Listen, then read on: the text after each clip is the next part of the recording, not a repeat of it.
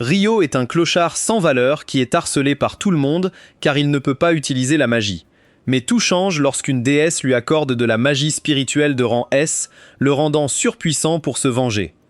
Tout commence quand un garçon nommé Haruto est dans un bus en route pour une convention de fans de Bonnie Blue. Soudain, le bus heurte un dos d'âne, perd le contrôle et percute plusieurs voitures avant de se retrouver à l'endroit parfait pour que Train-kun l'anéantisse et les envoie tous dans l'au-delà.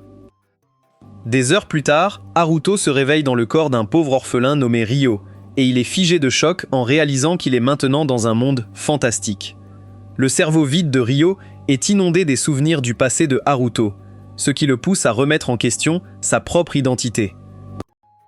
Juste à ce moment-là, des gros durlettes entrent dans la pièce et commencent à manger tout en parlant de leur dernier boulot, ce qui rend Ryo affamé, mais ils lui disent grossièrement de se laver car il pue plus qu'une chaussette sale, alors il quitte la pièce.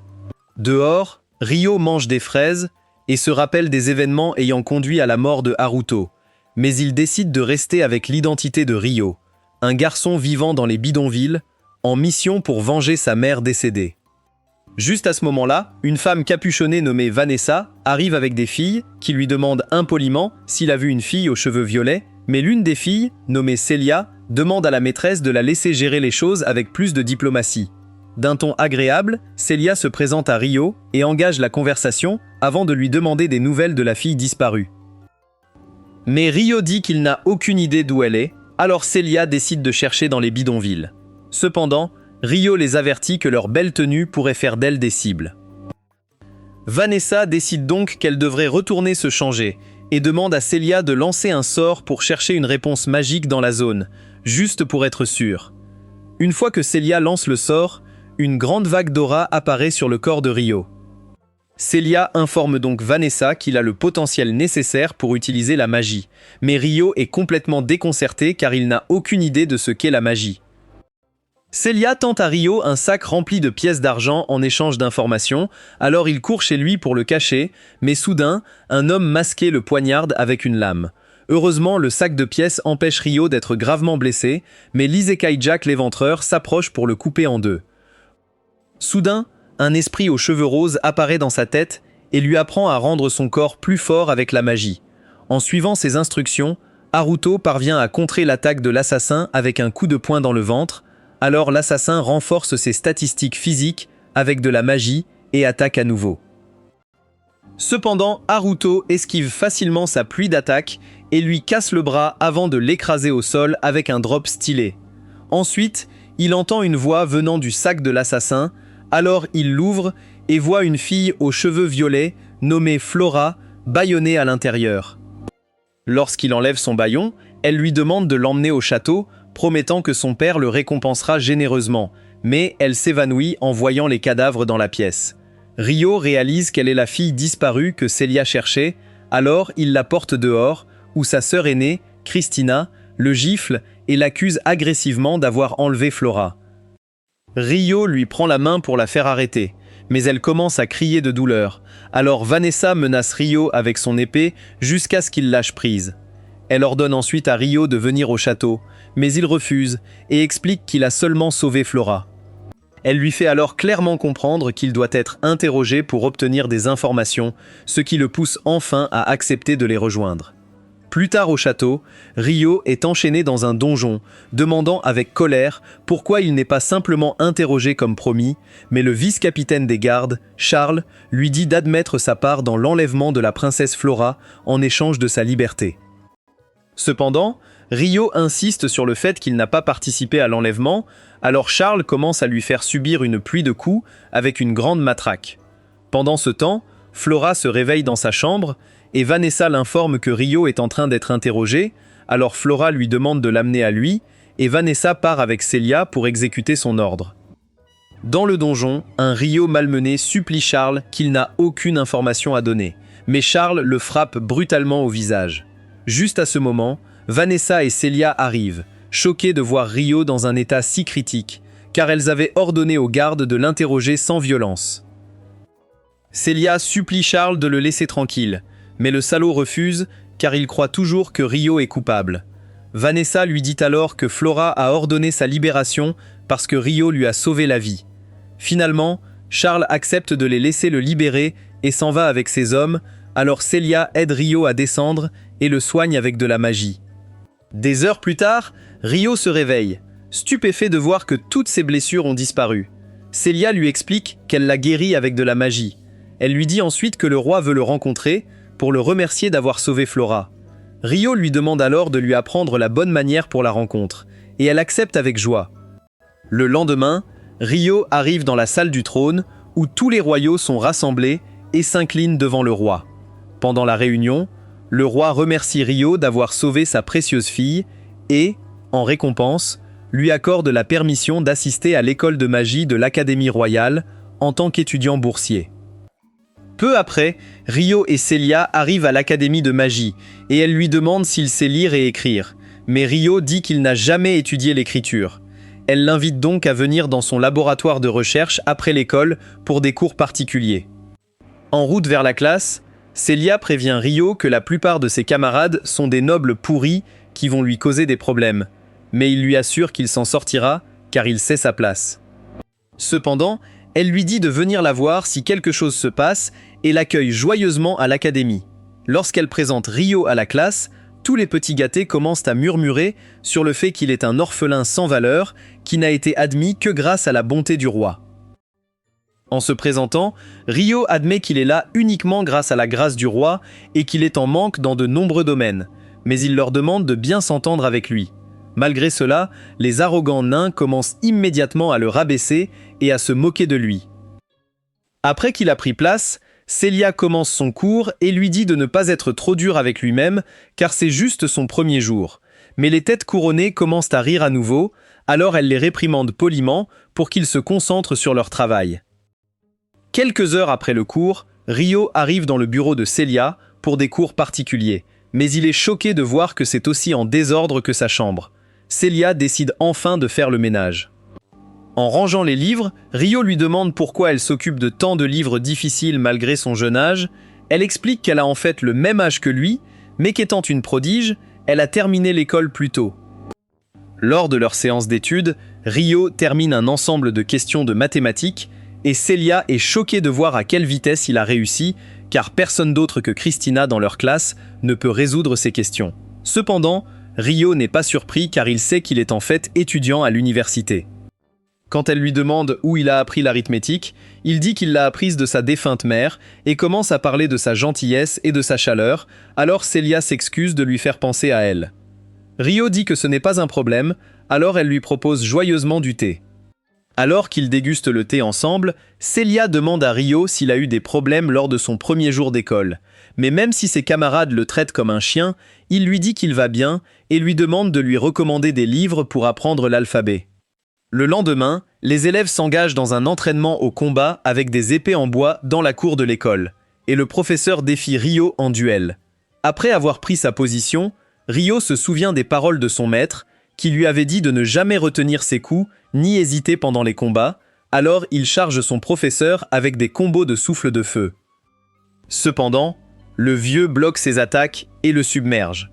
Alors il se souvient du maître Discount, lui disant de diriger son épée vers la poitrine de son adversaire. En chargeant, le professeur est choqué par son mouvement, mais bloque l'attaque et met fin au duel.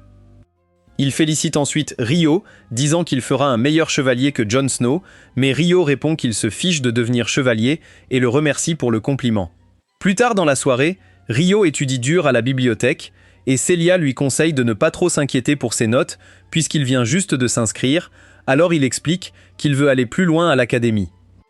Après les examens, Rio se rend dans la cour, où il voit des élèves s'amuser, ce qui lui rappelle le jour où la fille qu'il aimait l'a quitté pour un sosie de Johnny Sins. Les élèves l'insultent, alors il se retire dans sa chambre pour se calmer. Le lendemain, tous les élèves sont rassemblés dans le couloir, choqués par le tableau des scores. Quand Rio arrive, son plus grand rival l'accuse d'avoir triché à l'examen Chunin pour devenir le meilleur élève. Rio affirme qu'il a passé l'examen honnêtement, mais le bully blond essaye désespérément de le discréditer. Alors Christina le remet à sa place en lui rappelant qu'il n'a pas de preuves. Et des accusations sans fondement ne font que ternir le nom de leur académie. Celia explique que le score de Rio est le résultat de son travail acharné, mais l'oiseau en colère refuse de l'accepter et s'en va avec ses amis. Un peu plus tard, Celia félicite Rio dans son bureau et exprime ses inquiétudes que les nobles le détestent sans raison, mais Rio dit qu'il s'y est déjà habitué. Quand il lui demande si elle a vécu une expérience similaire, elle confirme que oui, mais mentionne qu'elle avait des amis, alors il dit qu'il ira bien, puisqu'il a elle. Ces mots réconfortants lui font rougir, alors il la taquine jusqu'à ce qu'elle accepte d'être son amie, puis lui demande de l'aider en tant qu'enseignante et amie quand il est en difficulté. En entendant cela, elle promet de le laisser se reposer sur ses projets quand il est en difficulté, mais il se moque en disant qu'elle est plus plate qu'une planche de surf, ce qui l'a fait le réprimander. 5 ans plus tard, le professeur appelle des élèves choisis comme représentants de l'école pour un tournoi à venir, et Rio est l'un des élèves mentionnés. Le détracteur numéro 1 de Rio, Rodin, conteste cette décision en soulignant qu'il ne peut pas utiliser de magie, mais le professeur le coupe en lui disant que la décision a déjà été prise. Des heures plus tard, Celia explique à Rio qu'il pourrait être repéré par des chevaliers s'il réussit bien au tournoi, mais il remarque qu'elle a du mal à mettre un livre sur l'étagère, alors il l'aide en lui rappelant qu'il ne veut pas être chevalier. En rangeant les livres, Celia lui demande quels sont ses projets après l'école, et il explique qu'il prévoit de partir en voyage car il a du mal à vivre dans le royaume. Celia le supplie de travailler dans sa bibliothèque à la place, mais Rio dit qu'il ne peut pas car elle sera bientôt en pourparlers de mariage et la taquine à nouveau en l'appelant femme charmante. Quand elle lui demande où il va, il répond que c'est la patrie de ses parents, la région de Yagamo, mais cela la surprend car c'est un endroit à la lisière de la nature sauvage. Le premier jour du tournoi, un chevalier nommé Alfred se présente comme l'officiel et appelle Rio sur scène pour son premier match. Quand Rio arrive sur scène, il est choqué de voir que Charles est son adversaire et Charles essaye de le provoquer, mais il réplique avec ses propres insultes. Une fois le combat commencé, Charles charge désespérément Rio avec une série d'attaques, mais Rio bloque et finit par vaincre le Moron, ce qui fait applaudir tout le monde. Le lendemain matin, Celia attend derrière un arbre pour féliciter Rio, mais elle finit par voir une fille lui avouer ses sentiments avant de s'enfuir. Un peu plus tard, Celia est dans son bureau, examinant les projets d'après-diplôme de tous ses élèves, et elle remarque que Rio est le seul à avoir laissé sa feuille vide, ce qui lui rappelle son objectif d'aller à Yagamo. Le lendemain en classe, Celia informe les élèves qu'ils utiliseront un sort d'éclair pour approfondir leur compréhension de la magie, mais Rodin en profite pour se moquer de Rio, le seul incapable d'utiliser le sort de bas niveau.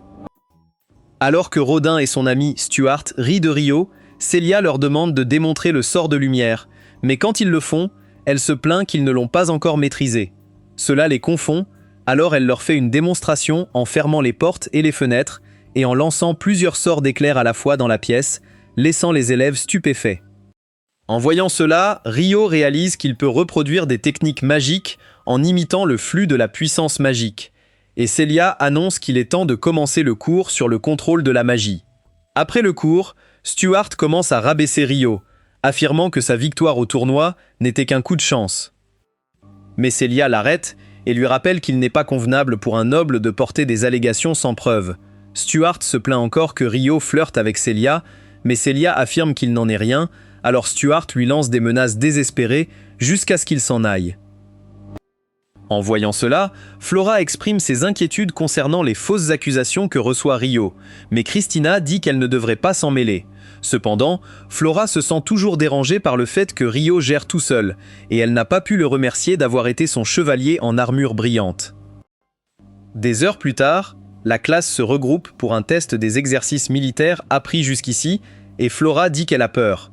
Mais son amie, Rohanna, explique que la plupart des monstres dangereux ont été appelés, car c'est une compétition par équipe. Rodin explique que l'opération dure jusqu'au coucher du soleil et que de bons résultats auront un impact positif sur leurs notes. C'est pourquoi il veut qu'ils arrivent à destination à midi. Cependant, Rowena dit que ce serait impossible, car le chemin devant eux est une zone boisée et montagneuse qui prendrait 2 fois plus de temps à traverser. Mais Stewart explique que les soldats de sa région lui ont déjà donné des indications sur tous les raccourcis. Les filles ne sont pas à l'aise avec la tricherie, mais Rodin explique que l'information contrôle tout en bataille et l'utiliser garantirait leur victoire. Christina accepte donc de suivre le plan. Comme Rio ne peut pas utiliser la magie, Stuart lui dit de porter les bagages de tout le monde et lui conseille de ne rien faire d'imprudent, alors il prend le sac et assure Flora qu'il va bien. Alors qu'il marche dans la forêt, une horde de gobelins arrive soudainement. Rodin demande aux 3 combattants en avant-garde d'enchanter leur corps avec de la magie et de changer. Suite à cette instruction, Stuart et ses acolytes mettent à terre les gobelins avec des combos de combattants de rue et Rodin le félicite. Pendant ce temps, un homme mystérieux observe les élèves derrière un arbre et décide de les mettre à l'épreuve. Les élèves arrivent finalement au bord d'une falaise, alors Christina demande à Rodin où ils doivent aller, mais il bredouille comme un idiot.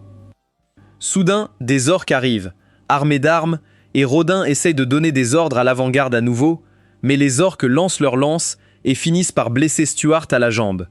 La douleur fait crier Stuart désespérément, et il attrape son camarade, mais celui-ci le repousse, et Stuart finit par percuter Flora, la poussant hors de la falaise. Alors qu'elle tombe, Rio se jette après elle et utilise une technique de manipulation de l'air pour la faire atterrir en sécurité sur la falaise, tandis qu'il tombe au sol en dessous. Flora s'inquiète pour Rio, mais Rowena décide qu'ils doivent se concentrer sur l'élimination des orques avant d'aller le chercher, alors Rodin donne des ordres aux élèves. Alors que Rona soigne la blessure de Stuart, Christina et sa camarade tirent une salve de lames magiques qui détruisent tous les orques autour et les élèves célèbrent leur victoire. En bas, Rio se demande s'il est entré sans le savoir dans l'état d'avatar, car il sait que le pouvoir qu'il a utilisé n'est pas de la magie, mais il n'a aucune idée de ce que c'est réellement. Sur la falaise, une fille demande à Stewart s'il est celui qui a poussé la princesse du bord pendant le chaos, mais il inverse la situation en affirmant que Rio est responsable d'avoir essayé de tuer Flora. Les 2 camarades de classe de Stewart soutiennent son histoire, et Rodin décide qu'ils doivent avancer pour trouver leur chemin hors de la forêt. Ainsi, Rio s'éloigne de sa cachette, acceptant le fait qu'il pourrait ne pas obtenir son diplôme de l'académie comme il l'avait prévu. Cependant, Flora s'oppose à l'idée d'abandonner Rio, et annonce qu'elle va descendre le sauver elle-même, alors toutes les autres filles essaient de lui faire entendre raison. Juste à ce moment-là, un boss d'Elden Ring apparaît, et Christina tire un Rasengan de foudre sur lui, mais la bête écarte son attaque comme une balle de tennis. Rodin demande alors aux filles d'utiliser une attaque de glace. Pendant que les combattants de l'avant-garde s'enchantent, les filles lancent leurs attaques de glace, mais la bête les évite facilement. Alors les 3 combattants de l'avant-garde chargent, seulement pour être repoussés comme des cailloux. Voyant cela, Rodin dit à tout le monde de se retirer, et tous les élèves s'enfuient, sauf Flora, qui est occupée à soigner un des soldats blessés. Alors que le monstre s'approche pour l'attaquer, Flora crie pour sa vie, mais Rio fait une entrée héroïque en tranchant le bras du monstre, et il lui dit d'éloigner le blessé, gros.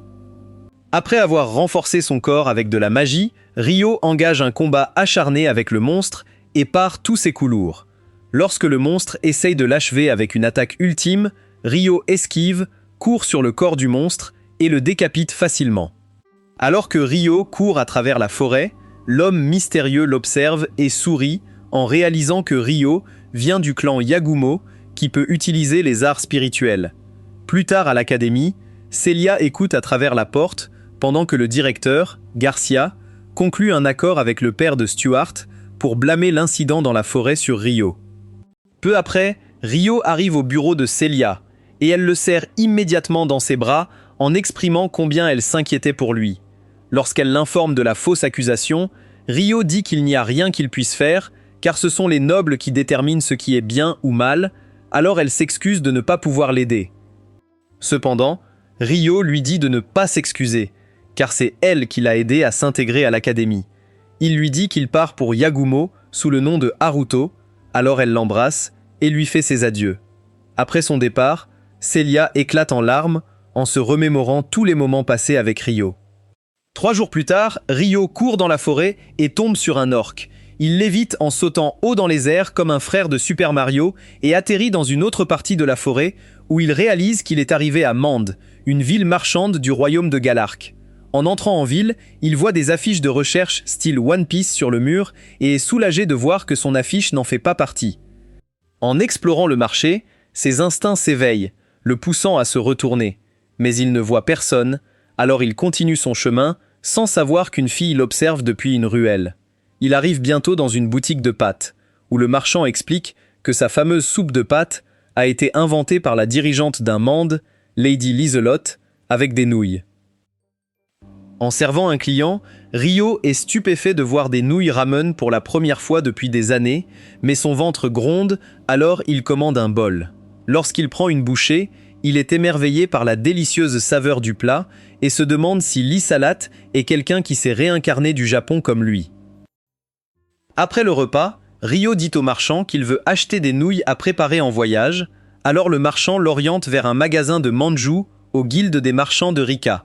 En arrivant, une réceptionniste aux cheveux bleus nommée Latte l'informe qu'il n'est pas autorisé à entrer avec une épée et propose de garder sa tête pendant qu'il explore le magasin, alors il les enlève et les lui confie. Après des heures à fouiller le magasin ensemble, Lot informe Rio que tous les articles qu'il a achetés ont été emballés pour lui, mais elle exprime son inquiétude que les bagages soient trop lourds. Il la rassure en disant qu'il va bien, car il est aussi fort que Saitama. En buvant du thé ensemble, elle lui demande comment il est si bon en thé noir, alors il explique qu'il avait un ami qui l'y avait habitué après avoir beaucoup bu avec lui. Après avoir terminé ses achats, Rio envoie une lettre à Celia pour l'informer qu'il ne pourra plus envoyer de lettres une fois qu'il quittera la région de Sprawl. Mais il lui dit de ne pas s'inquiéter pour lui, car il va bien. Peu après, Rio fait une course de Naruto dans la forêt et voit une fille capuchonnée allongée au sol. En vérifiant son état, elle lui crache soudainement un dart empoisonné et tente de lui trancher les bijoux de famille, mais il la repousse. Sa vision commence à devenir floue à cause du poison, mais il est choqué de voir que la fille est une personne bête. La fille déclare qu'elle va le tuer, mais il neutralise son poison avec de la magie et dit qu'il ne la laissera pas le tuer. Quand Rio se relève, la fille bête déclenche une série d'attaques, mais Rio esquive et lui lance des lames, qu'elle évite en sautant sur un arbre. Là, elle améliore magiquement son corps et lance plusieurs lames sur Rio, mais il les renvoie et la force à descendre de l'arbre. La fille bête est déconcertée car elle n'a jamais rencontré un humain aussi rapide, et elle charge pour l'achever, mais il bloque et la repousse. Pendant une autre vague d'attaque de la fille bête, Rio remarque qu'elle est trop concentrée sur son couteau, alors il remet son épée dans son fourreau et la fait trébucher avant de la pousser contre un arbre. Cependant, elle atterrit sur l'arbre et se lance pour un coup de couteau, mais Rio esquive et l'écrase au sol avec le finisseur de John Cena. Alors qu'il la maintient au sol, elle craint qu'il ne lui fasse des caresses brûlantes avec sa machine à amour de 8 pouces, alors elle commence à pleurer en appelant sa mère à l'aide, le laissant sans autre choix que de l'endormir avec un sort. Après l'avoir attachée, Rio remarque qu'elle porte un collier de soumission et se souvient d'un sort d'un grimoire appelé Dissipation. Il l'essaie sur elle et cela désactive avec succès le collier. Apparemment, la fille bête était en fait une jeune fille qui était dans le bus avec Haruto avant sa réincarnation. Et après l'accident, elle s'est réveillée dans le corps d'une esclave nommée Latifa. Quand son propriétaire a appelé son nom, elle l'a corrigé en disant son nom japonais, Endo, alors il l'a poussée au sol, où elle a vu son nouveau look dans une flaque. Son propriétaire voulait qu'elle l'appelle Onie-chan. Alors il a activé de force le collier de soumission tout en lui ordonnant de le faire, lui infligeant une douleur immense jusqu'à ce qu'elle cède enfin et l'appelle frère. Dans le présent, Latifa se réveille, et Rio lui dit de ne pas devenir violente si elle veut survivre. Mais elle le voit comme quelqu'un d'aussi terrifiant que son frère, alors elle se conforme. Il lui montre ensuite le collier brisé et l'informe qu'elle n'a plus à obéir aux ordres, ni à subir de douleurs extrêmes, ce qui lui fait verser des larmes de joie. Quand elle se calme, Rio lui demande qui est son maître, mais elle dit qu'on ne lui a jamais dit, et tout ce qu'elle sait, c'est le nom de son grand frère, Stuart. Rio demande si c'est un être bestial comme elle, mais elle révèle que c'est un humain, ce qui lui fait réaliser que c'est le même idiot de sa classe qui a conspiré avec son père pour lui faire de fausses accusations. Après avoir confirmé que Latifa ne voulait plus le tuer, Rio la libère et lui dit qu'elle n'a plus besoin de retourner auprès de son maître puisque son collier d'esclave est brisé. Cependant, il réalise que Latifa ne sera jamais en sécurité car les êtres bestiaux sont réduits en esclavage à Sprawl, alors il lui indique une terre appelée la Wilderness où les êtres bestiaux et les humains coexistent. Alors qu'il avance, Latifa le suit et dit qu'elle veut venir avec lui. Mais il explique qu'il ne l'a pas libérée de son esclavage pour la sauver, mais plutôt parce que la tuer serait stressant pour lui. Comme il est un humain comme son ancien maître, il lui demande si elle a peur de lui, mais elle lui dit timidement qu'il n'a pas l'air si mauvais et le supplie de l'emmener avec lui jusqu'à ce qu'il accepte enfin. Après cela, il voyage encore plusieurs heures jusqu'à ce que Latifa manque de souffle, alors Rio décide qu'il devrait monter le camp. Cette nuit-là, Rio prépare des spaghettis avec la recette spéciale de Gordon Ramsay et elle s'excite immédiatement car c'est son plat préféré, alors Rio lui en sert autant qu'elle veut. Pendant le temps de sieste, Latifa commence à pleurer sur le lit en disant qu'elle veut retourner à Tokyo pour retrouver ses parents, et cela fait réaliser à Rio qu'elle a été isekai'd, alors il la réconforte. Après avoir voyagé plusieurs jours, Rio monte le camp près de la wilderness et couvre Latifa avec magie. Mais quand il sort, il voit un grand loup qui émet soudainement une lumière brillante. Quand la lumière s'estompe, Rio se demande quoi faire car sa vue a été affectée, mais il parvient tout de même à éviter une attaque surprise d'une fille sexy. Il applique alors son art spirituel au sol et essaie de frapper la fille, mais elle recule pour l'éviter. En voyant cela, sa chef, une fille chat aux cheveux blancs nommée Sarah, l'avertit dans une langue étrangère que Rio utilise des arts spirituels, mais leur camarade elfe leur dit de ne pas s'inquiéter car ce n'est pas une expansion de domaine, mais plutôt un art spirituel qui détecte les anciens dans la zone. Une elfe rousse de leur équipe dit aux autres qu'il connaît leur nombre, mais Rio les interrompt en demandant s'ils sont des demi-humains et en demandant à parler avec eux. En entendant cela, la fille ailée, Uzuma, rappelle à Sarah que les humains sont des déchets, mais Sarah dit qu'ils doivent découvrir quels sont ses objectifs et ordonne aux elfes roux et blonds, nommés Orphia et Alma, d'enquêter sur sa tante.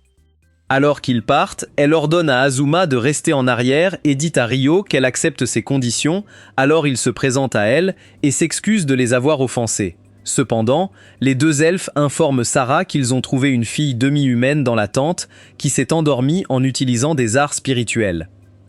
Alors, Uzuma frappe immédiatement Rio, pensant qu'il a exploré la fontaine privée de Latifa pendant qu'elle dort. Sarah la gronde pour avoir négligé les ordres, mais Uzuma argue qu'elle doit effacer le disciple de Didi du monde. Alors que Rio se soigne, les autres filles avertissent Uzuma de faire attention à ses arts spirituels, mais elle charge quand même et l'attaque plusieurs fois, le forçant à se battre pour sa vie. Quand ils demandent quel est leur problème, Serra explique qu'ils doivent le maîtriser et le lobotomiser pour avoir capturé l'un de leurs camarades bestiaux. Il explique donc qu'il espérait qu'ils prendraient Latifa sous leur protection. Mais Uzuma continue son attaque et dit qu'elle ne ferait jamais confiance aux paroles d'un humain. Alors que Rio repousse son attaque, Alma lui tient la jambe avec une vigne magique, permettant à Azuma de l'achever avec un sort de foudre. Dans le monde des rêves, Rio voit l'esprit d'avant et lui demande comment elle le connaît, alors elle explique qu'elle est connectée à lui et qu'elle lui appartient exclusivement. Il essaye de lui poser d'autres questions, mais elle dit qu'ils n'ont plus de temps et disparaît, le laissant avec l'image de son béguin. Alors que Rio tend la main pour la toucher, il reprend conscience dans le monde réel et Latifa se précipite pour le serrer dans ses bras sur son lit d'hôpital. Quand il lui demande pourquoi elle pleure, elle dit que c'est parce qu'il a disparu et le serre fort en lui disant de ne jamais la quitter. Elle remarque ensuite que sa main est enchaînée, alors elle demande froidement à l'équipe des méchants bestiaux pourquoi ils l'ont enchaînée, mais une vieille dame bestiale, nommée Ursula, arrive soudainement et s'excuse auprès de Rio avant de demander à en savoir plus sur Latifa. Cependant, Latifa s'énerve sur le fait qu'ils ont attaqué son protecteur, alors les filles bêtes s'excusent humblement auprès de Rio et la vieille sorcière décide qu'elles prendront toutes leurs responsabilités. Elle ordonne ensuite à Orphia de libérer Rio de ses chaînes et pendant ce temps, Ursula informe Rio que les anciens de la ville se rassembleront pour lui présenter des excuses officielles et leur dit à lui et Latifa de se reposer dans leur chambre. Le lendemain matin, Ursula emmène Rio à un endroit sacré de leur royaume où elle lui montre l'arbre-monde où réside le grand esprit de l'arbre, Dryas. Rio lui dit que son but en venant ici était d'atteindre l'arbre, mais elle explique que seul quelqu'un ayant une grande connaissance des arts spirituels devrait pouvoir le faire, car une barrière d'illusion de haut niveau entoure l'arbre. Quand elle lui demande s'il avait un mentor, Il répond qu'il s'est formé seul aux arts spirituels, alors elle reconnaît qu'il est un gigachad incroyablement talentueux. Ils arrivent bientôt dans une salle de conférence où tous les autres anciens sont rassemblés, et l'un des plus vieux hommes du royaume se présente comme Seldora, avant de présenter les deux autres comme Ursula et Dominique. Tous les anciens s'inclinent en s'excusant de lui avoir causé des ennuis après qu'il a sauvé l'un de leurs proches de l'esclavage, mais il admet qu'il est aussi en faute d'avoir erré sans réfléchir dans leur domaine. Quand ils lui demandent comment ils peuvent lui montrer leur gratitude, il leur demande de prendre soin de Latifa, mais il admet que Latifa s'est attachée à lui, alors Ursula l'invite à rester dans leur village avec elle. Les autres anciens soutiennent la motion et Dominique promet même de lui donner toutes les gothiques sexy du village pendant qu'il y sera, alors Rio accepte de rester dans le village. Il leur dit ensuite qu'il aimerait apprendre à utiliser les arts spirituels pour les activités quotidiennes pendant qu'il est là, alors ils promettent de lui trouver un professeur. Soudain, une méchante aux cheveux verts apparaît devant Rio, et Ursula la présente comme l'esprit de cet arbre-monde, Lady Dryas, alors il la salue. En examinant de près Rio, Dryas l'informe qu'il y a un esprit en lui et lui demande s'il a fait un pacte avec lui, mais il dit qu'il n'a aucune idée de ce qu'est un pacte. Elle explique donc qu'un pacte avec un esprit rend souvent les humains incapables d'utiliser la magie. Elle demande ensuite sa permission de l'examiner, et une fois qu'il accepte, elle plonge son regard dans son âme et dit joyeusement qu'il y a une incroyable quantité de chakras spirituels en lui. Quand elle s'éloigne de lui, il demande si elle a vu Kurama en lui, mais elle révèle qu'il y a un esprit en forme humaine dormant en lui, ce qui est la deuxième classe la plus élevée des esprits. Elle mentionne ensuite que les esprits de la plus haute classe, appelés les 6 grands esprits, ont tous disparu lors de la guerre divine contre les démons il y a plus de 1000 ans, et elle suppose que l'esprit en lui pourrait être l'un d'eux. Rio demande ce qui se passerait si c'était vrai, alors les anciens expliquent qu'ils devraient commencer à le traiter comme un saint, mais Dominique lui dit de ne pas trop s'inquiéter, car ce n'est qu'un peu de vernis. Après la réunion, Rio retrouve Latifa, qui lui fait visiter leur nouvelle maison, et ensuite, ils partagent un bon repas avec les autres filles bêtes. Ensuite, Sarah demande à Rio dans quelle chambre elle aimerait rester, ce qui le confond, alors elle explique qu'Ursula a ordonné à 3 d'entre elles de vivre avec lui et de s'occuper de lui. Quand Ursula arrive, Rio se plaint que vivre avec lui pourrait causer des problèmes pour Sarah et les autres, mais elle souligne que leurs conditions de vie communes donneraient à Latifa plus d'amis avec qui traîner.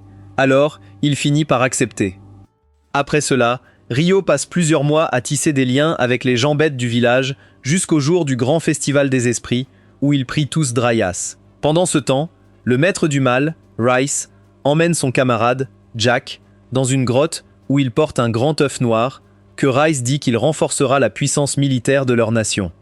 Alors qu'ils volent de retour vers leur royaume, une horde de dragons les poursuit, mais Ray sourit malicieusement, car tout cela fait partie de son plan. Au royaume des bêtes, Seldora annonce que Rio et Latifa seront maintenant accueillis avec un calier juré de leur nation. Après qu'elle les ait embrassés, tout le monde applaudit et Dominique dit à tous de faire la fête comme s'il n'y avait pas de lendemain. Pendant la fête, qu'elle se sente vexée parce qu'il s'est tenu à distance d'elle. Rio s'excuse et décide qu'il fera plus d'efforts pour devenir de bons amis avec elle, ce qui les fait toutes célébrer. Après le départ des méchantes, Ursula arrive et parle de sa joie de voir que Latifa s'est intégrée dans leur village, mais Rio dit qu'il doit bientôt lui dire qu'il part. Elle admet donc que c'est le bon moment pour le faire, même si cela rendrait Latifa triste. Enquêté. Mais Jack agit effrayé. Alors il lui donne un artefact pour protection, affirmant qu'il pourra toujours connaître sa position après l'avoir ingéré. Après que Jack l'ait avalé, Reese lui dit de s'envoler sur le griffon, sans s'inquiéter pour lui, et lui rappelle de s'occuper de son œuf. En s'élevant dans les airs, Rice voit les dragons Abson formidables. Cependant, il lui annonce qu'il va bientôt quitter la forêt et qu'il ne peut pas l'emmener, mais elle insiste pour le suivre et s'enfuit en colère. En même temps, les anciens informent les filles bêtes qu'il y a une réaction à l'intérieur de leur... Cependant, Jack sort son couteau et l'utilise pour couper les liens du griffon afin de s'échapper. En s'envolant, Sarah demande à Uzuma de cibler le griffon. Alors, elle tire plusieurs éclairs de Pikachu, mais Jack et son griffon Manu sont autour d'eux. Soudain, les filles remarquent qu'une grande horde de dragons approche de leur village, et un des dragons apparaît derrière Jack et commence à l'attaquer. En les poursuivant, Sarah demande que Rio lui a dit, mais l'œuf de dragon se brise soudainement devant elle, et la mère dragon arrive aussi. Voyant que son petit a été anéanti, le dragon crie de colère, et tous les citoyens du village commencent à évacuer. Dominique explique alors à Rio que des dragons chargent vers leur ville. À ce moment-là, Rio entend la voix de Latifa l'appelant à l'aide, alors il court aussi vite qu'il peut pour la sauver. Dans la forêt, le dragon noir attaque Latifa, et elle essaie de l'éviter, mais il la frappe contre un arbre. Alors qu'il se prépare à la rôtir avec une attaque de souffle, Alma arrive soudainement et elle veut gagner du temps. Alma essaye de réfléchir à un plan derrière l'arbre où elle se cache, mais Latifa commence soudainement à provoquer le dragon avec colère, alors Alma lui dit de gagner un peu plus de temps avant qu'elles échangent leur place. Cependant, le frappé avec des flammes, Rio tire un Rasengan explosif dans sa bouche et force celle-ci à se fermer, provoquant une explosion interne qui met le dragon hors de combat pour de bon. Voyant cela, les autres Wyverns s'enfuient et les autres filles arrivent pour féliciter Alma et Latifa, mais elle leur informe la terre d'où viennent ses parents décédés et elle a été réincarnée dans la forme qu'elle a actuellement, alors Rio révèle qu'il est comme elle. Un jour, et il admet que non, mais il jure qu'il deviendra fort et survivra dans ce monde, c'est pour cela qu'il lui offre un artefact qui lui permet de stocker tous ses bagages dans une dimension de poche. Après avoir dit au revoir à toutes les filles bêtes, Rio s'envole, et là, après son arrivée dans la région de Yagumo, Rio n'a toujours pas trouvé d'indice sur ses parents, mais il est heureux de voir que tout le monde là-bas a les cheveux noirs comme lui. Lorsqu'il le remarque, il leur dit qu'il aimerait rencontrer le chef du village, et une fille nommée Roux l'informe que c'est sa grand-mère, alors il lui demande de lui montrer le chemin. Rouri et son ami, Sayeo, emmènent Rio chez la grand-mère et il dit à la vieille dame qu'il a voyagé à travers de nombreuses terres pour lui poser quelques questions. En entendant cela, elle se présente comme Yuba et l'invite à entrer. Alors qu'ils s'assoient ensemble, Rio explique à Yuba que ses parents vivaient dans la région de Yagumo il y a plus de 15 ans et leurs noms sont Zen et Ayame. Dès qu'elle entend leur nom, elle pousse un cri de choc et demande à Ruri et Sayo d'aller travailler pour qu'elle puisse avoir une conversation privée avec lui. Après leur départ, Yuba demande plus de détails, alors Rio explique que son père est mort avant qu'il ne le connaisse, mais sa mère a été brutalement assassinée quand il était jeune, c'est pourquoi il désire réaliser la promesse faite à elle en visitant la région de Yakumo. Il dit qu'à un moment de ses voyages, il a décidé de faire des tombes pour ses parents là où ils vivaient et d'organiser un véritable mémorial pour eux. Yuba admet qu'elle les connaissait, et quand Rio lui demande comment, elle révèle une bombe, révélant qu'elle est en fait la mère de Zen et la grand-mère de Rio, mais elle lui informe aussi qu'ils ont déjà des tombes pour ses parents. Quand elle l'y emmène, Rio rend hommage à ses parents, et Yuba révèle qu'ils ont dû quitter le pays en secret pour plusieurs raisons, et ceux qui connaissaient les raisons ont fait des tombes pour eux.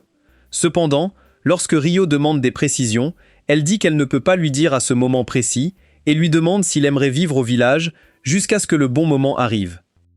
Cela le choque, alors elle lui rappelle qu'il est son petit-fils et révèle que tous ses proches sont morts, c'est pourquoi elle reste maintenant avec Ruri, qui est en fait la cousine de Rio. Alors que Yuba s'en va, Rio décide de rester un peu plus longtemps, alors elle lui promet de garder son ascendance secrète de tout le monde. Plus tard dans la nuit, Rio retourne chez Yuba, où il est chaleureusement accueilli par Yuba et Rur. Le lendemain matin, Rio est dans le salon en parlant à Granny, mais Rur arrive soudain avec les yeux endormis et sa poitrine bien en évidence. Alors Yuba lui rappelle que Rio est là, ce qui la fait fuir de honte. Pendant que Rio prépare le petit déjeuner, Yuba loue ses talents de cuisinier et Ruri lui dit d'utiliser une casserole d'eau qu'ils remplissent chaque jour avec de l'énergie spirituelle, mais il est surpris qu'elles puissent toutes deux utiliser des arts spirituels. Cependant, Rio leur explique que de l'eau chaude serait mieux que l'eau ordinaire dans la casserole et utilise ses arts spirituels pour faire de l'eau bouillante, ce qui fait briller Ruri. Après avoir terminé de préparer le petit déjeuner, Sayeo arrive avec son frère, Shin, alors Yuba présente Rio comme le fils de son ancienne connaissance. Pendant le petit déjeuner, Sayeo et Shin sont émerveillés que la nourriture soit meilleure que tout le menu de Wingstop, alors Ruri leur informe qu'elle a été préparée par leur propre chef cuisinier, Rio. Après le petit déjeuner, Yuba demande à Shin d'emmener Rio chez un homme nommé Dola, car elle veut qu'il devienne chasseur, et Dola lui a dit qu'il avait besoin d'aide. Shin exprime ses inquiétudes que le travail soit trop épuisant pour Ryo puisqu'il est construit comme un danseur de ballet, mais Yuba dit qu'il ira bien car il était assez fort pour voyager seul et il peut aussi utiliser des arts spirituels. En entendant cela, Shin dit à Ryo qu'il l'emmènera chasser mais promet de ne pas lui faire de cadeaux, alors Saihyo s'excuse pour la rudesse de son frère. Lors de leur première chasse ensemble, Ryo devient soudain Oliver Queen en tirant sur un oiseau du haut d'un arbre et Dola le félicite, laissant Shin stupéfait. Après des heures de chasse, Dola décide de s'arrêter là car ils ont ramené plus de viande pour le village que d'habitude, mais Shin se plaint de ne rien avoir pu attraper et s'éloigne en colère. Sur le chemin du retour, Ryo remarque qu'il est tout sale. Alors il utilise les arts spirituels pour créer un jacuzzi et passe plusieurs heures à se détendre à l'intérieur pour se débarrasser de son odeur. En sortant, il voit Ruri et Saoyeo, curieuses de sa création, et il leur explique qu'il a créé un bain. Ensuite, Ryo passe plusieurs jours à aider les villageois avec leur culture, jusqu'à ce qu'un jour, Yuba lui demande de garder une équipe de transport se rendant à la capitale pour échanger du riz, et il accepte. Au bain, un type nommé Gon Takin-shin et menace d'envahir l'arrière de sa sœur dans des positions bizarres. Mais quand Shin essaye de riposter, Ruri l'arrête et lui rappelle que Gan est le fils du dirigeant du village voisin. Quand elle demande à Gan pourquoi il est là, il dit qu'il veut se détendre là parce que sa charrette est tombée en panne en route pour un échange. Elle lui propose donc de lui prêter une de leurs huttes, mais il refuse et dit qu'il préférerait l'épouser puisqu'elle est la seule héritière du village. Cela met Shin tellement en colère qu'il charge pour frapper, mais Gon arrête son poing et commence à l'étrangler jusqu'à ce que Yuba arrive et l'arrête. Après que Gan explique la situation à Yuba, elle s'excuse pour le comportement de Shin, mais le gronde pour agir comme un méchant de dessin animé. Elle accepte ensuite de lui prêter une de leurs huttes, mais lui demande de rester à l'intérieur. En route, Gan voit Ryo et ressent immédiatement un dégoût. Alors il lui donne un coup de pied, mais c'est lui qui finit par tomber de douleur. Shin demande à Yuba de laisser Saihyo rester chez elle cette nuit-là, car il pense qu'elle serait plus en sécurité avec sa famille, et Yuba accepte. Plus tard dans la soirée, Ryo donne aux filles un amulette de protection à placer dans un coin de leur chambre, et elle le remercie joyeusement, mais Gon et ses acolytes sont dans leur tente en train de comploter contre elle. Le lendemain matin, un officiel royal nommé Hayate arrive dans leur village et inspecte leur riz avec ses compagnons. Ce soir-là, Ryo s'entraîne aux arts martiaux dans la cour avec son épée, et les filles voient cela, alors elles lui demandent pourquoi il a décidé de devenir artiste martial. En mettant sa chemise, Ryo leur raconte comment il a promis à son béguin de la protéger, mais elle a fini par briser son cœur en 1000 morceaux, alors il s'entraîne maintenant pour lui-même. Plus tard dans la nuit, Gon entre dans la chambre des filles pendant qu'elles dorment et essaie de forcer Ruri, mais grâce à l'amulette de protection, Ryo arrive à temps pour l'arrêter. L'image rappelle à Ryo la mort de sa mère, alors il devient fou et commence à frapper Gon jusqu'à ce qu'Hayate l'arrête et soigne Gon. Le lendemain matin, Yuba remercie Hayate d'être intervenu et de faire en sorte que Gon et son groupe de malfrats soient envoyés au camp de prisonniers de la capitale royale, mais Hayate dit qu'il ne fait que son devoir en servant la capitale. Yuba lui donne ensuite une lettre à remettre personnellement à son père, Lord Gaki, et il promet de le faire une fois qu'il aura terminé toutes ses quêtes secondaires. Ensuite, Ryo et les autres voyagent ensemble pendant plusieurs jours jusqu'à ce qu'ils arrivent à la capitale royale, Karasuki. Après avoir déposé tous les marchands à l'auberge, Dola emmène Ryo et Shin au camp de prisonniers, où ils regardent Gon et ses pitoyables acolytes se faire enfermer. Mais Shin se sent agacé car il aurait préféré envoyer les malfrats dans l'au-delà. Ensuite, il se dirige vers un restaurant de ramen et commande un nouveau type de ramen appelé Kamatan, que Ryo apprécie. Après le repas, Shin remercie Ryo d'avoir protégé Saoyeo et ils décident qu'ils l'emmèneront bientôt essayer le ramen. Un peu plus tard, Ryo et Saoyeo font du shopping en ville et Ryo informe Saoyeo que sa tante veut qu'elle essaie les nouilles Kamutan car elles sont délicieuses, ce qui la rend heureuse. Ils arrivent bientôt dans un magasin de cadeaux où la marchande les motive à acheter quelque chose car elle pense qu'ils sont des partenaires de danse, mais Saoyeo explique qu'ils ne sortent pas ensemble. Malgré cela, Ryo propose toujours d'acheter quelque chose pour elle, en remerciement de tout ce qu'elle a fait pour lui, et un ornement capillaire rose attire son attention, alors la marchande l'aide à le mettre. Ryo lui dit qu'elle a l'air mignonne, et cela fait rougir son visage comme de la sauce piquante, mais la marchande dit que cela coûte environ 5 bitcoins. Comme un vrai seigneur Sigma, Ryo décide de payer, mais Saoyeo essaye de le convaincre de ne pas le faire, pour ne pas avoir l'air d'une chercheuse d'or, alors la dame propose de leur faire une remise. Cependant, Ryo insiste sur le fait qu'il n'a pas besoin de marchander quand il achète un cadeau pour une dame et paye le montant total pour l'ornement. En s'éloignant, la marchande conseille à Saoyeo de s'assurer qu'elle réclame son aubergine, car il y aura beaucoup de concurrence pour le Rizlord. Quelques minutes plus tard, il voit un Epstein japonais essayer d'enlever une fille, alors Ryo intervient et cloue l'imbécile au sol avant de rattraper la fille. Alors que tout le monde l'applaudit, la garde de la fille vient vérifier, mais Ryo dit qu'elle est inconsciente mais indemne, alors elle s'excuse pour son incompétence. Il remet ensuite la fille à sa garde, mais des nuits commencent à approcher, alors il prend Saoyeo et s'en va, car il ne veut pas de problème avec eux. Pendant ce temps, Hayate donne à son père la lettre de Yuba, et une fois qu'il la lit, il tremble de choc en demandant à Hayate s'il a rencontré Ryo. Plus tard dans la soirée, Ryo et Saoyeo rentrent chez eux, où Saoyeo raconte à Shin à quel point le ramen kamutan était délicieux, et Shin lui fait promettre de lui en préparer quand ils rentreront. En entrant, Ryo croise Hayate et Guki avec une autre dame nommée Kayoko, et ils se retrouvent tous dans une salle privée. Là, Guki révèle qu'il est marié à Kayoko, et qu'ils étaient tous deux des serviteurs de sa mère, Ayame, qui était en réalité issue de la famille royale du royaume de Karasuki.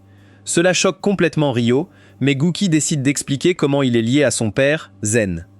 Il y a plus de 20 ans, le royaume de Karasuki était en guerre avec le royaume voisin, Rokuren, et Zen s'est porté volontaire pour être soldat. Il avait un don naturel pour les arts spirituels et les arts martiaux, alors le roi lui a finalement donné le rang de noble guerrier. À cette époque, il a eu un duel avec Goki, et Goki a vu de ses propres yeux qu'il était aussi puissant que Saitama, alors il l'a recommandé comme garde de la famille royale, ce qui a conduit à sa nomination comme garde personnel d'Ayame. Ayame est tombée amoureuse de Zen, mais lors d'une cérémonie pour célébrer la trêve entre leur royaume et Rokuran, le prince de Rokuran a convoité les petits gâteaux d'Ayame, alors il a envoyé ses serviteurs pour l'enlever. Cependant, Zen est intervenu pendant leur mission et a détruit un serviteur avec un D3 Smash, alors le prince enragé a décidé de le faire payer en ajoutant des conditions à la trêve, y compris que Zen soit exécuté pour avoir tué son serviteur, et aussi un mariage politique entre lui et Ayame. Accablé de chagrin, le roi a organisé l'évasion de Zen et Hime ensemble, et ils ont bientôt fini dans le pays de Goki. Dans le présent, Goki demande à Ryo de l'accompagner au château le lendemain pour qu'il puisse rencontrer le roi et la reine, et Ryo accepte. Le lendemain, Ryo rencontre le roi Omura et la reine Shizuku dans leur salle du trône et leur fait une révérence, mais ils insistent pour qu'il arrête les formalités puisqu'ils sont ses grands-parents. Après qu'ils se soient assis, il lui demande de leur parler de Zen et Ayame, mais il dit qu'ils sont déjà morts, alors Omura demande comment et quand ils sont morts. Ryo explique que son père est mort avant sa naissance, et sa mère était une personne gentille et joyeuse qui ne lui a jamais montré sa tristesse après la mort de son mari, jusqu'à ce qu'elle finisse par mourir aussi.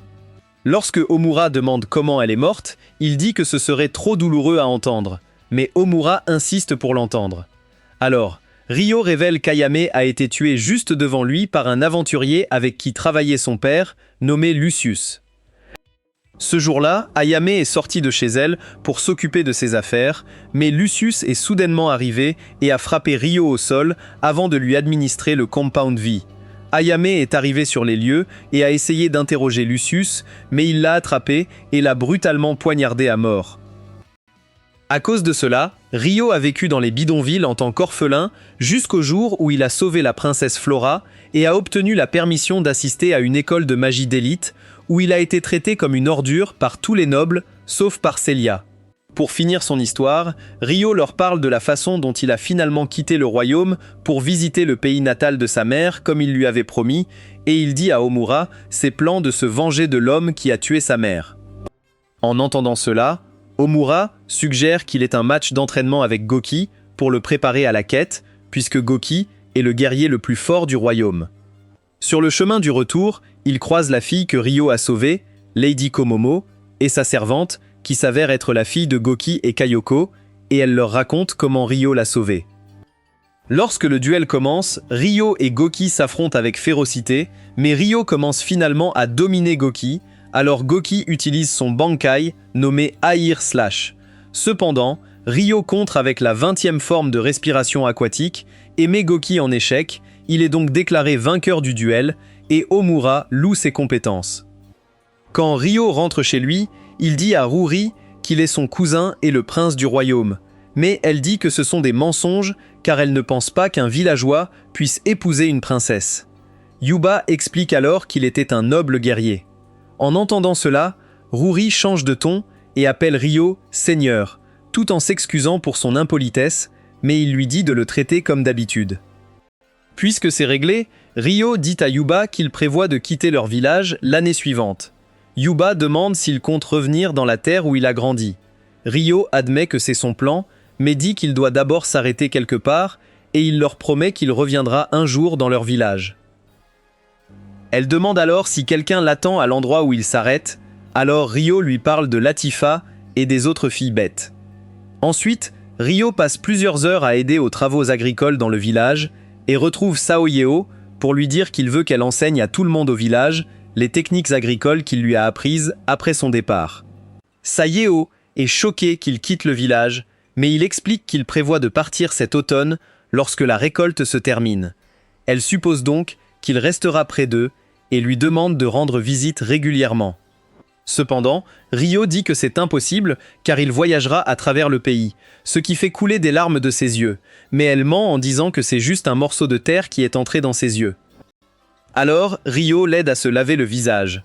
Plus tard dans la soirée, Shin rentre chez lui et trouve Saeyo en train de pleurer. Il suppose donc que Ryo l'a emmené de force à Pound Town et décide d'aller le frapper, mais Ruri l'arrête et l'informe que Ryo quitte le village. Shin court chez Ryo et se met à genoux en lui demandant de rester dans le village. Quand Sayo arrive, elle supplie Shin de s'arrêter et s'excuse auprès de Ryo et Yuba avant de partir. Suite à cela, Sayo passe les semaines suivantes à s'entraîner dur avec ses arts spirituels. Et un jour, Goki lance un défi ouvert aux habitants du village, tandis que Ryo prépare des Kamiton Ramen pour tout le monde. Dola finit par accepter le défi, et les deux costauds s'engagent dans un match de lutte très suspect, que Goki finit par gagner. Alors qu'ils célèbrent, Ryo remercie Kyoko pour son aide, mais elle dit que c'est Yuba qui mérite les éloges pour l'avoir invité au festival de la récolte. Juste à ce moment-là, Saoyeo arrive et demande à Ryo de la suivre quelque part en privé pour lui parler. Ils arrivent bientôt à un endroit dans la forêt où Saoyeo avoue qu'elle est amoureuse de Ryo, mais Ryo explique qu'il ne peut pas lui rendre ses sentiments car il s'apprête à quitter le village.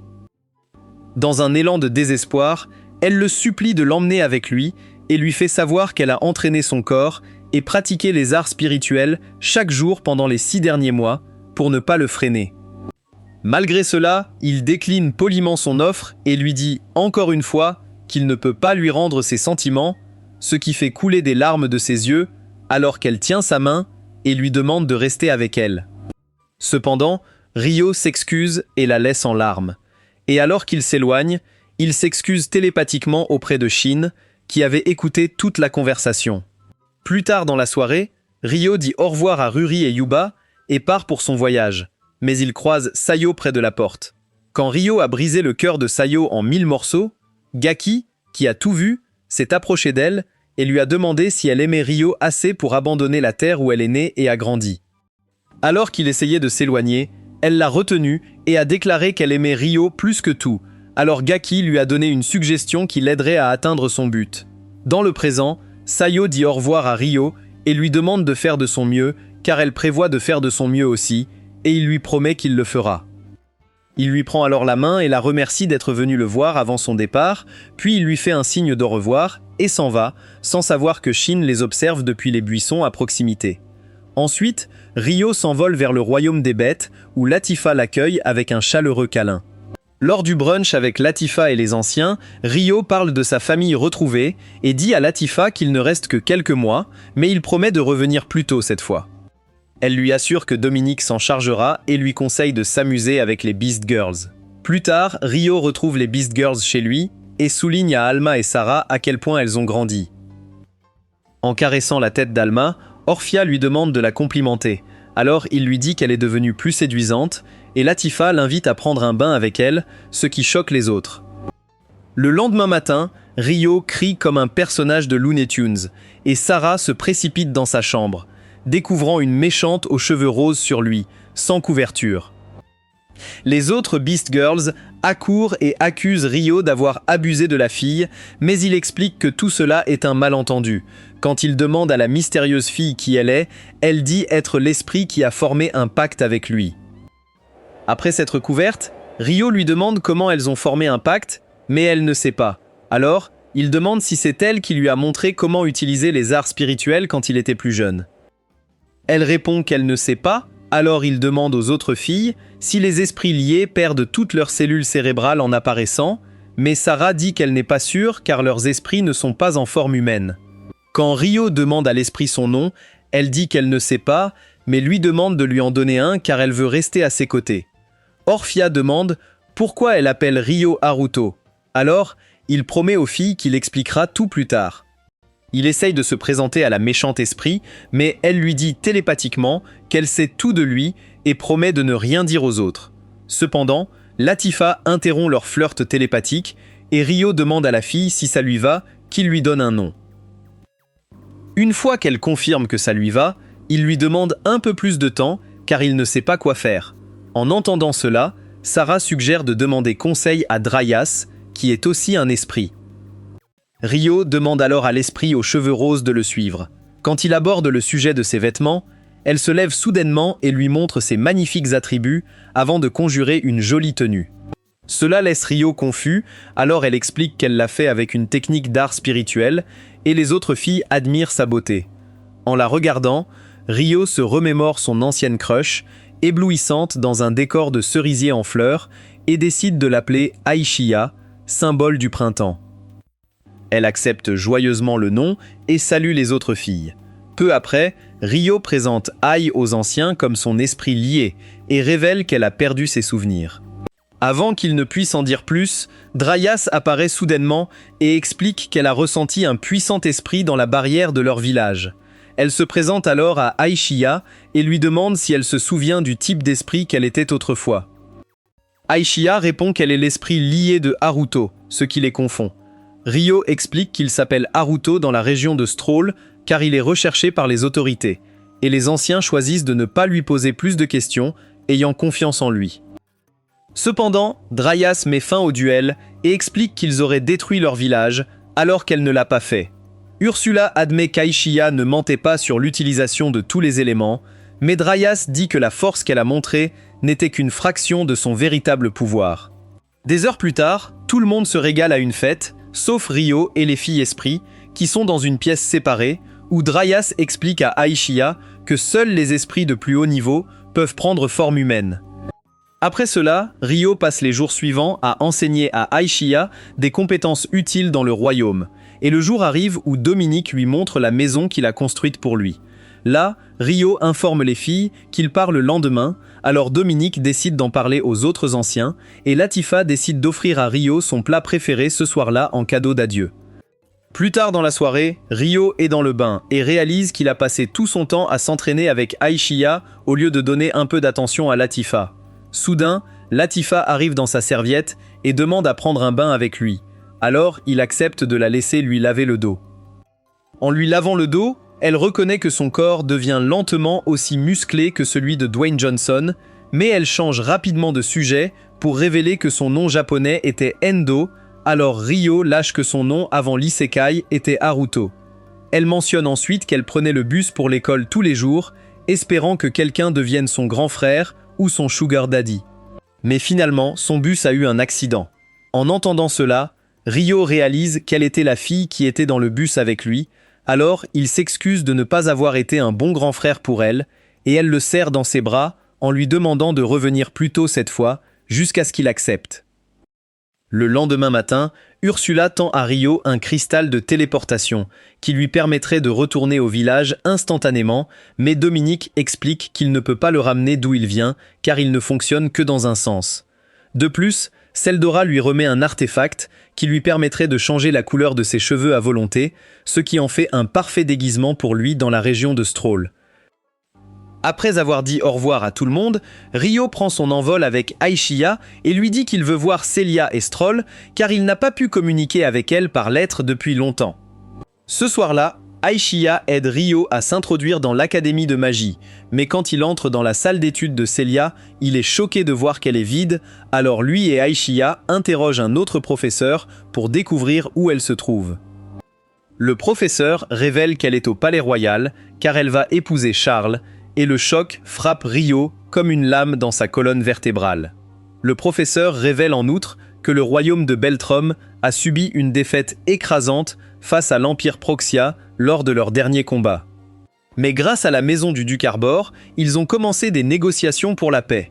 Cependant, le pouvoir et l'autorité de la famille royale ont été perdus, et lorsque la faction du duc huguenot a été tenue responsable, elle a fui vers la capitale. À cause de cela, la maison du duc Arbor a décidé de gagner plus de pouvoir en s'unissant à la maison de Claire, qui est la famille de Celia. En entendant cela, Rio demande si Celia méprise ce mariage, mais le professeur dit qu'il ne sait pas, alors Aishia le met à dormir en partant. Dans le ciel, Rio dit à Aishia qu'il veut demander à Celia elle-même au sujet du mariage, mais il admet que la sécurité serait plus stricte dans la région maintenant. Elle décide donc de s'infiltrer dans le bâtiment sous sa forme d'esprit. Quelques minutes plus tard, Celia dîne avec son père, Dylan et Charles, et le costaud blond dit à Dylan que tous les préparatifs pour le mariage sont complets, et ils vont l'utiliser pour montrer à tous que le pouvoir du royaume de Beltrum est solide. Lorsque Dylan demande des nouvelles de la sécurité, Charles lui assure qu'il a rassemblé les meilleurs chevaliers de leur royaume pour garder le mariage, ce qui soulage le vieux. Cependant, Charles change de sujet en évoquant des rumeurs disant que Dylan a été en contact avec la maison de Huguenot qui a fui le royaume. Mais Dylan soutient qu'il ne trahira jamais le royaume, alors Charles lui assure que son mariage avec Claire solidifiera sa position dans la nation. Charles affirme alors que Dylan servira bientôt directement en tant que commandant et directeur de la maison du duc Arbor, mais Dylan réalise qu'il est une menace, alors il s'excuse télépathiquement auprès de Celia de ne pas pouvoir manœuvrer les choses en leur faveur. Cependant, il promet à Charles qu'il fera tout ce qui est en son pouvoir pour remplir cette responsabilité, alors Charles porte un toast au mariage le lendemain. Alors que Rio observe le château d'en haut, il remarque que la sécurité est forte, mais Aishia l'informe qu'elle a trouvé Celia et qu'elle est à l'extérieur du château, dans un bâtiment près de la porte principale, alors il s'envole vers là-bas. Dans sa chambre, Celia est bouleversée à l'idée de passer sa vie à recevoir des caresses de Charles et de ses crevettes, et elle souhaite revoir Rio. Réalisant que ses sentiments pour Rio sont sincères, elle essaie de les mettre de côté en brûlant la dernière lettre qu'il lui a envoyée. Mais soudain, Rio arrive dans sa chambre. Débordante de bonheur, Celia le serre dans ses bras et lui dit combien il lui a manqué pendant toutes ces années. Il lui fait remarquer à quel point elle est belle. En lui servant du thé, Rio lui demande si le mariage avec Charles est ce qu'elle veut, et elle admet qu'elle a accepté avant de parler de la rencontre brutale entre Rio et Charles. Quand Rio lui demande si le mariage est lié à sa famille, elle dit qu'elle le fait parce qu'elle est majeure et ne veut pas passer sa vie comme chercheuse. Elle lui demande ensuite s'il veut l'épouser à la place et l'emmener vivre avec elle, mais avant qu'il puisse répondre, elle dit qu'elle rigole et lui demande de s'éloigner avant que les gardes ne viennent. Celia admet qu'elle est contente qu'il soit venu la voir avant le mariage, mais elle lui dit de ne pas assister à la cérémonie car ce serait trop embarrassant pour elle et le repousse. Les larmes aux yeux, Celia remercie silencieusement Rio d'avoir tenu sa promesse de la revoir, mais elle décide de ne pas le laisser s'impliquer dans son drame politique. Peu après, Rio dit à Aishia qu'il veut en savoir plus sur ce qui motive le mariage, et il s'excuse de toujours l'utiliser, mais elle lui dit de ne pas s'inquiéter, car elle sera toujours à ses côtés quand il aura besoin d'elle. Le lendemain, Rhys retrouve Charles et le félicite pour le mariage, avant de lui dire de ne pas être trop amical avec lui, car il vient techniquement d'une nation ennemie. Alors qu'il plaisante, Rhys sent soudain un esprit puissant. Mais quand Charles lui demande ce qui ne va pas, il dit que ce n'est rien et décide d'aller voir la salle de cérémonie en avance. Pendant ce temps, Célia est dans sa robe de mariée et décide de refouler ses sentiments pour jouer le rôle d'une poupée. Mais Charles arrive soudain et l'appelle à l'extérieur. Lorsqu'elle le rejoint, il passe plusieurs minutes à louer sa beauté et il la met mal à l'aise en plaçant sa main sur sa joue avant de lui présenter ses autres épouses. Après qu'il les ait quittées, la première épouse, Ténécina, dit à Célia que même si elle vient d'une famille plus noble que la leur, elle sera tout en bas de leur foyer une fois mariée, car elle est la 7e épouse. Elle dit qu'elle ne tolérera aucun comportement impoli et lui demande de sourire plus brillamment, mais la servante l'interrompt en lui annonçant que la princesse Christina est arrivée. Alors que Christina entre, Célia la remercie de sa visite et Christina lui fait un compliment sur sa tenue de mariée, affirmant qu'elle est plus belle que Blanche-Neige. Ténécina essaie de se joindre à leur conversation, mais Christina lui dit de s'en aller pour pouvoir parler à son ancienne enseignante en privé, et elle s'éloigne avec les autres. Alors qu'elles prennent le thé ensemble, Célia dit qu'elle est heureuse de revoir Christina. Et Christina lui rend l'appareil en la remerciant d'être la raison pour laquelle elle peut à nouveau sortir au lieu d'être confinée au palais. Christina s'excuse alors auprès de Célia car c'est le drame de sa famille qui a conduit au mariage et elle jure de tout faire pour lui redonner le sourire. Un peu plus tard, Charles et Célia traversent la ville dans leur voiture de mariage pendant que les gardes les acclament, mais Rio se cache dans la foule, obtenant des informations d'Aïchia sur les résultats de son enquête. Aïchia communique alors télépathiquement avec Célia et lui montre que Rio est dans la foule, mais elle commence à pleurer car Rio est la seule personne qu'elle ne voulait pas voir dans cette situation. Quand Charles lui demande pourquoi elle pleure, elle ment en disant qu'elle est juste excitée à l'idée de goûter à son paquet.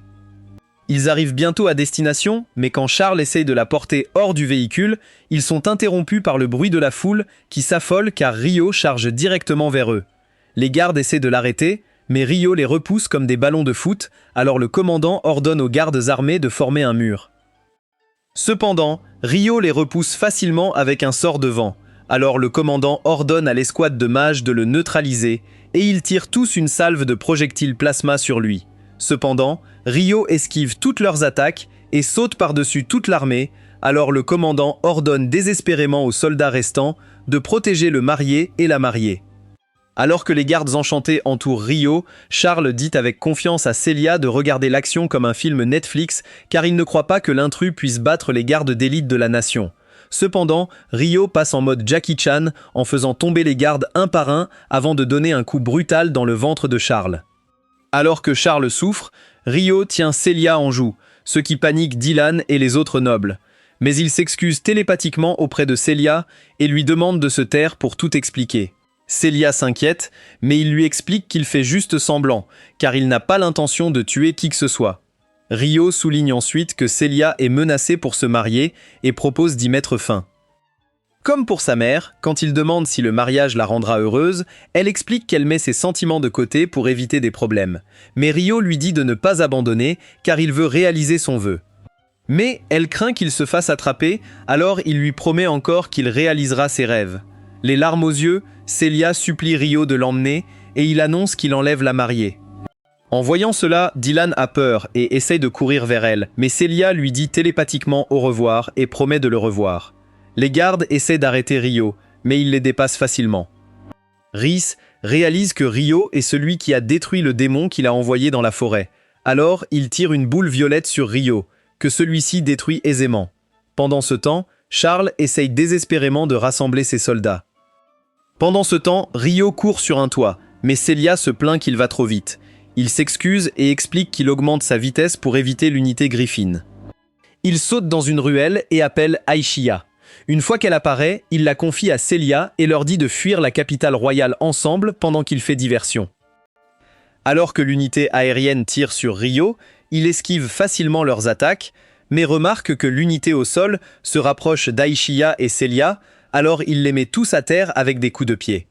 Après les avoir mis à terre, Alfred arrive pour le défier, et Rio réalise qu'il est dans de beaux draps car Alfred est l'épée du roi. Alfred sort son épée et lance une série d'attaques puissantes. Voyant que Rio a disparu, un garde demande à Alfred où il est.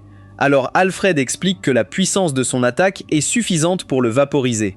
Cependant, il doute d'avoir vraiment touché Rio. Peu après, Ryo retrouve Aishiya et Celia, mais leurs retrouvailles sont interrompues par d'énormes explosions spirituelles autour d'eux. Aishiya demande à Ryo d'aider les gens pendant qu'elle protège Celia. C'est tout pour cette vidéo. Laissez un like si vous avez aimé et regardez cette vidéo à l'écran.